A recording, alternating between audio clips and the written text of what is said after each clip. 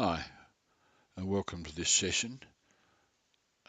Today we're going to talk about query, which is an element of data management.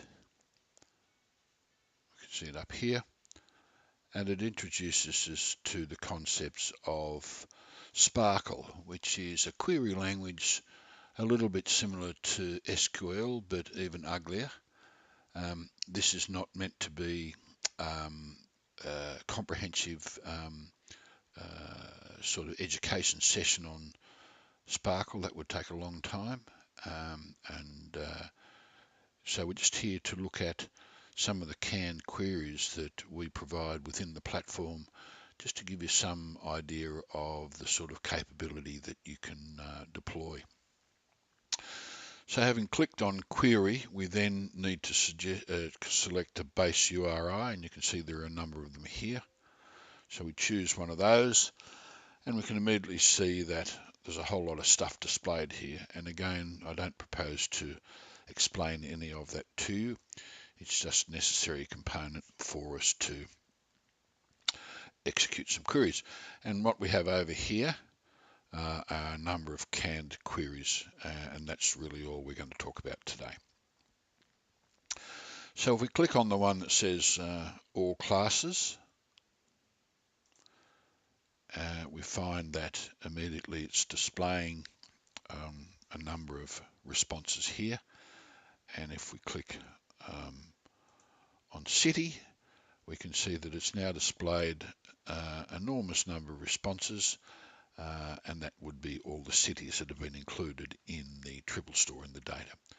So if we choose to click on some random one of those, we can see now that in fact that was Yogyakarta in Indonesia, and the city ID is 1001, which is just the number that's been allocated within our triple store. And it has a population of 106,000. So it's just some information about that particular city. We go back, we might again choose offices, and we see that we have 7 offices in this particular database. This is a classic cars database, and that the one we chose, office code 4, is in fact in Paris, which shows us an address there and telephone number, etc. If we want to look at properties, we can see that there are a huge number of properties for each of these, and that, for instance, AWB is in North Africa, AFG, which is Afghanistan's in Asia, etc., etc. If we want to look at data properties for population, shall we say, we can see that it's an integer.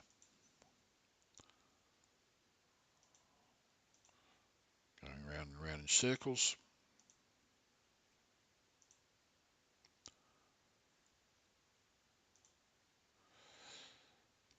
So this is just meant to be a very quick introduction to show you what you can see with our canned queries. Of course, if you are an expert in Sparkle, you can put your own query instructions in here and run it. So as I say, that was just meant to be a very high level introduction to our query capability. Thank you.